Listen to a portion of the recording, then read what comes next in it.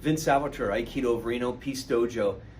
Today we're about to go through our survival challenge. That's our brand of self-defense class.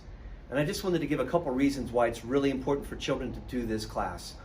One is so that once they're good at conflict, understanding their options, they'll be better and they'll have more confidence out socially. And once that happens, they'll be more comfortable communicating. And that's really important. Next, sometimes events will happen where kids will be traumatized and it could last a lifetime. So it's always very important to be preventive rather than reactive. And that's what we're doing with the class. You're having your child being preventive by getting the information and going through the class. Thank you very much. It's every month. Please have your kids come here. We want to help them.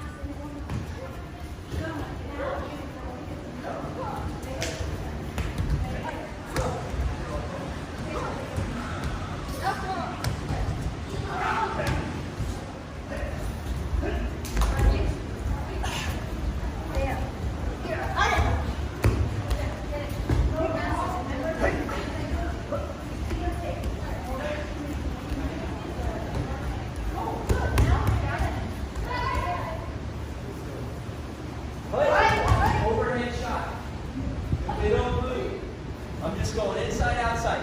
As soon as he goes up, I go up.